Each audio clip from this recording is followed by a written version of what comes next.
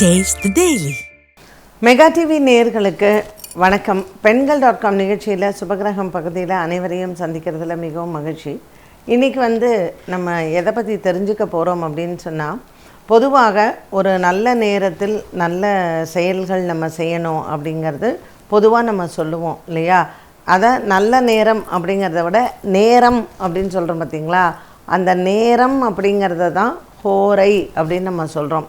இது ஆக்சுவலாக இந்த ஹோரை அப்படிங்கிறதே ஒரு சமஸ்கிருத வார்த்தை தான். இந்த ஹோரையிலிருந்த வார்த்தையை தான் க்ரீக்கில் அவங்க ஹோரோ அப்படின்னு வச்சாங்க. அது நேரம் அப்படின்னு அர்த்தம். ஸோ இந்த ஹோரோ அப்படிங்கிற வார்த்தையிலேருந்து தான் ஹாரோஸ்கோப் அப்படிங்கிற வார்த்தையும் வந்தது. ஒரு மனிதனினுடைய நேரத்தை பற்றி சொல்லுவது தான் அவனினுடைய ஜாதகம் இல்லையா? ஸோ அந்த ஹாரோஸ்கோப் அப்படிங்கிற வார்த்தையே எப்படி காயின் ஆச்சு அப்படின்னு பார்த்திங்கன்னா, நேரம் ஹோரோ அப்படின்னு சொல்லக்கூடியது தான். ஸோ இந்த ஹோரை அப்படிங்கிறது நம்ம என்னென்ன விஷயங்களில் பயன்பாட்டில் நம்ம வச்சுருக்கோம். ஹோரை நேரம் அப்படின்னு சொல்கிறது. ஸோ இந்த நேரத்தை 24 மணி நேரத்தை பிரிச்சுருக்காங்க, கிரகங்களுக்காக பிரிச்சுருக்காங்க. இந்த கிரகங்களை பிரிக்கும் பொழுது 7 கிரகத்திற்கு உண்டான ஹோரை நேரங்கள் தான் இருக்குது. ஏன்னா ஃபஸ்ட்டு 7 கிரகங்கள் தான் இருந்தது, பின்னாடி சேர்க்கப்பட்டது தான் ராகுவும் கேத்துவும். அப்போது இந்த 7 கிரகங்களுக்கு 7 நாட்கள் வைத்தார்கள், ராகுவுக்கும் கேதுவுக்கும் கிடையாது. அப்போ பின்னர் சேர்க்கும் பொழுது ஒரு நாளைக்கு நம்ம ஹோரை அப்படின்னு சொல்லும் பொழுது சந்திரஹோரை, சுக்கிரஹோரை, சூரியஹோரை, புதஹோரை, சனி ஹோரை இதெல்லாம் வந்துடுறது. ராகு காலம், யமகண்டம் அப்படிங்கிறது தான் ராகு கேத்துவுக்கு உண்டான காலங்களாக வச்சாங்க. 1.5 மணி நேரம் 1.5 மணி நேரம். ஸோ இந்த ஹோரைகள் பார்த்திங்கன்னா சூரியன் உதிக்கிற காலகட்டத்திலேருந்து கணக்கில் வர்றது தான். ஸோ இரவு நேரத்துலேயும் ஹோரைகள் உண்டு. ஸோ 24 மணி நேரம் கணக்கு. அப்போ காலையில் அந்த 6 to 7 சூரியன் உதிக்கிறது. அந்த 6 to 7 அந்த கிழமை எதுவோ, இப்போ ஞாயிற்றுக்கிழமைன்னா சூரிய ஹோரை, திங்கக்கிழமைன்னா சந்திரஹோரை, செவ்வாய்க்கிழமைன்னா செவ்வாய்ஹோரை, புதன்கிழமைன்னா புதன் ஹோரை, வியாழக்கிழமைன்னா குரு ஹோரை. இப்படி ஹோரைகள் என்ன பண்ணுதுன்னா நமக்கு அந்த 24 மணி நேரமும் பிரிச்சுருக்காங்க. இதில் சுபஹோரைகள் அசுபஹோரைகள் அப்படிங்கிறதும் பிரிக்கப்பட்டிருக்கிறது. சுபஹோரைகள்னு பார்த்திங்கன்னா குருவுக்கும் சந்திரனுக்கும் புதனுக்கும் சுபஹோரைகள்னு பேர். அசுபஹோரைகள் சூரியன், செவ்வாய், சனி இதெல்லாம் அசுபஹோரைகள். அப்போது இந்த சுபஹோரைகளில் என்ன செய்யலாம், அசுபஹோரைகளில் என்ன செய்யலாம் அப்படிங்கிறது. இப்போ சுபஹோரைகள் குருவை சொல்கிறோம், சந்திரன் சொல்கிறோம், சுக்கிரனும் சுபஹோரையில் தான் வராரு, புதன். 3 கிரகங்கள் சனி, சூரியன், செவ்வாய், இது 3ம் அசுபஹோரைகளில் வராங்க. இப்போ இந்த சனி ஹோரையில் பொதுவாக நம்ம சனி ஹோரை அப்படிங்கிறது அவ்வளோவா நல்ல ஹோரை கிடையாது. ஆனால் இந்த சனி ஹோரையில் என்ன பண்ணலாம் அப்படின்னு கேட்டிங்கன்னா, சனிக்கிழமை காலையில் 6 to 7 நம்ம நல்லெண்ணெய் தேய்ச்சி குளிக்கிறோம்ல, இந்த சனி ஹோரையில் எண்ணெய் தேய்ச்சி குளித்தால் நம்மளுடைய உடம்பில் இருக்கக்கூடிய உஷ்ணம் அனைத்தும் இறங்கும். அந்த உஷ்ணம் எல்லாம் இறங்கி உடல் ஆரோக்கியம் நமக்கு நல்லா இருக்கும், ஆயுள் காலம் நீடிக்கும் அப்படிங்கிறது சனி ஹோரைக்கான பலன். நீங்கள் ஞாயிற்றுக்கிழமை காலையில் 6 to 7 நம்ம எண்ணெய் தேய்ச்சி குளிக்கக்கூடாது. ஏன்னா அந்த சூரிய ஹோரையில் நீ உடம்புல எண்ணெயை தேய்ச்சி தலையில் எண்ணெயை தேய்ச்சி குளிக்கும் பொழுது உங்கள் உடம்பில் இருக்கக்கூடிய மொத்த எனர்ஜியும் ட்ரெயின் ஆகிடும். ஸோ அந்த சூரிய ஹோரைக்கான அந்த எனர்ஜி ஃபுல்லாக உடம்புல ட்ரெயின் ஆகிறது அந்த டைமில் நம்ம எண்ணெய் தேய்ச்சி குளிக்கக்கூடாதுன்னு வச்சுருக்காங்க. அப்போ சனிக்கிழமை காலை 6 to 7 எண்ணெய் தேய்ச்சி குளிச்சுட்டு ஞாயிற்றுக்கிழமை காலையில் 6 to 7 அந்த டைம் இருக்கு இல்லையா, அதில் மருந்து சாப்பிட்ணுன்னு சொல்லியிருக்காங்க. நீ சனிக்கிழமை எண்ணெய் தேய்ச்சி குளித்து ஞாயிற்றுக்கிழமை காலையில் ஒரு வேப்பிலையை அரைச்சி சாப்பிட்றதோ, இல்லை நீ ஆரோக்கியத்திற்காக வேப்பெண்ணெய், விளக்கெண்ணெய் இந்த மாதிரி எண்ணெய் வகைகளை நம்ம சாப்பிட்றதோ மருத்துவத்திற்கு சிறந்த ஹோரை சூரிய ஹோரை. சனிக்கிழமையில் தலைக்கு தேய்ச்சி குளித்து ஞாயிற்றுக்கிழமையில் இந்த ஹோரையில் மருந்து சாப்பிடும்பொழுது அந்த வாரம் முழுவதும் நம்ம எனர்ஜெட்டிக்காக வேலை செய்வோம். இப்போ சந்திரஹோரை திங்கக்கிழமை நீங்கள் எடுத்துட்டிங்கன்னா காலையில் 6 to 7 சந்திரஹோரை. இந்த 6 to 7 சந்திரஹோரையில் பொதுவாக காலை வேளையில் நம்ம விளக்கேற்றி வீட்டில் சாமி கும்பிட்டு சிவபெருமானை வணங்கும் பொழுது நம்ம குடும்பத்தில் சண்டை சச்சரவுகள் இல்லாமல் ஒரு ஒத்துமையோடு இருக்குங்கிறது சந்திரஹோரை. இதே செவ்வாய்க்கிழமை செவ்வாய் ஹோரை காலை 6 to 7. பெண்கள் வந்து பார்த்திங்கன்னா இந்த காலை 6 to 7 செவ்வாய் ஹோரையில் ஒரு ஃபைப்ராய்ட் ப்ராப்ளம் இருக்கிறவங்க, ஹார்மோன் இம்பேலன்சஸ் இருக்கிறவங்க, உடல் ஆரோக்கிய குறைபாடுகள் இருக்கிறவங்க, இரத்த சம்பந்தப்பட்ட வியாதிகள் இருக்கிறவங்க, இந்த ஹோரையில் இவங்க வந்து செவ்வாய்க்கு தீபம் ஏற்றி வழிபாடு செய்யலாம்.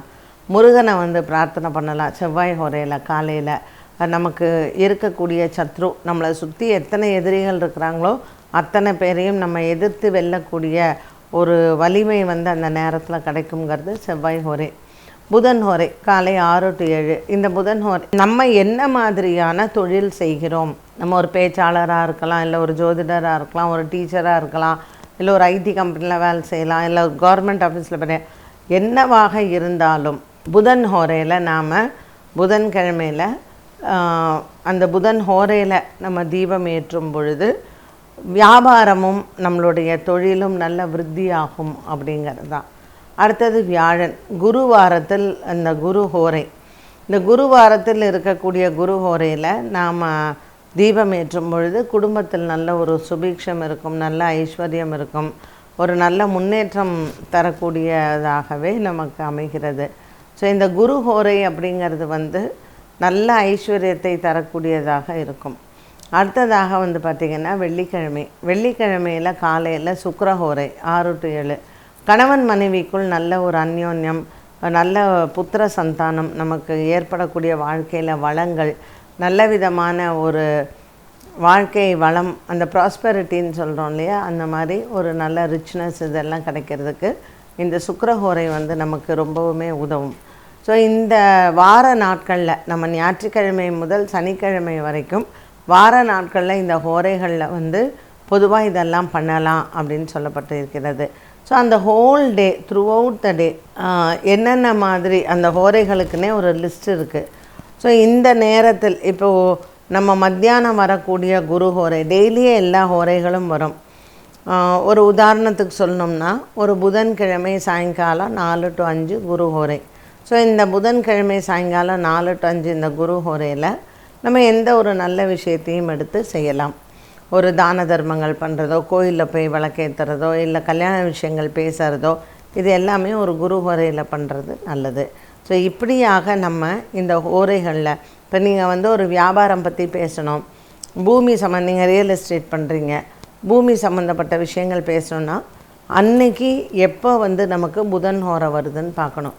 அந்த புதன் ஹோரை சமயத்தில் நம்ம போய் அந்த பிஸ்னஸை வந்து செஞ்சோம் அப்படின்னு சொன்னால் நமக்கு நல்லா அது சக்ஸஸ்ஃபுல்லாக முடியும். இப்படி இந்த ஹோரைகள் வந்து எல்லா விதத்துக்குமே நமக்கு ரொம்ப கன்வீனியண்ட்டாக இருக்கக்கூடியதுன்னே சொல்லலாம். அதாவது நமக்கு செய்யக்கூடிய எல்லா விஷயங்களுமே, ஒரு கல்யாண விஷயங்களாக இருக்கட்டும், கோவிலில் போய் விளக்கேற்றுறதாக இருக்கட்டும், எதுவாக இருந்தாலுமே நம்ம வந்து இந்த ஹோரைகளை பார்த்து செய்யும் பொழுது நமக்கு எல்லா விதமான முன்னேற்றங்களும் கிடைக்கும். இந்த ஹோரை அப்படிங்கிற வார்த்தையிலிருந்து தான் ஹாரோஸ்கோப் அப்படிங்கிற வார்த்தையும் வந்தது. அது வந்து ஒரு ஜெர்மன் நாட்டினுடைய மொழி. அதிலேருந்து தான் நம்ம ஹாரோஸ்கோப் அப்படிங்கிற வார்த்தையும் எடுத்திருக்கோம். ஸோ இந்த நேரம் ஒரு நல்ல ஹோரை, நல்ல நேரம் பார்த்து ஒரு செயல் செய்தால் அதுக்கான விளைவுகள் நிச்சயமாக நமக்கு நன்மையை தரும். இப்போ ஒருத்தங்க இறந்துட்டாங்க, வீட்டில் சடலம் இருக்குது, அதை வந்து என்ன பண்ணுவாங்கன்னா குளிகன் காலத்தில் எடுக்க மாட்டாங்க, யமகண்டத்தில் கூட எடுப்பாங்க. ஆனால் குளிகன் நேரத்தில் இந்த சடங்குகளை வந்து செய்ய மாட்டார்கள். ஏன்னா குளிகனில் எது செஞ்சாலும் வளரும் அப்படிங்கிறது ஒரு நம்பிக்கை. அதனால் கல்யாண விஷயங்கள், சுப காரியங்கள், கோயிலில் போய் நம்ம விளக்கேற்றுறது, இதெல்லாம் குளிகனில் பண்ணலாம். இந்த ஈமச்சடங்கு வந்து குளிகன் காலத்தில் பண்ண மாட்டாங்க. ஸோ ராகு காலம், யமகண்டம், குளிகன் மற்றும் ஓரைகள், இது வந்து நமக்கு ஒரு 24 மணி நேரத்தில் எந்தெந்த நேரத்தில் என்னென்ன செய்யணும் அப்படிங்கிறது இறைவன் நமக்கு கொடுத்துருக்கக்கூடிய ஒரு டைம் டேபிள் அப்படின்னே சொல்லலாம். ஸோ இன்றைக்கி இந்த ஹோரையை பற்றி நிறைய பேர் தெரியாதவர்களும் தெரிஞ்சிட்ருப்பீங்க. இது நீங்கள் இது உங்களுக்கு தெரியும், நீங்களே ஹோரை பார்த்துக்குவீங்கன்னா பாருங்கள். அப்படி இல்லைன்னா ஜோதிடத்தை கேட்டு அந்த ஹோரைக்கான எந்த நாளில் என்ன பண்ணலாங்கிறத கேட்டு தெரிஞ்சுக்கலாம்.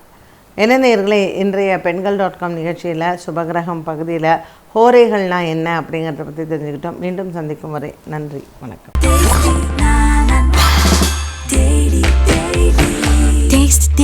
Taste the Daily.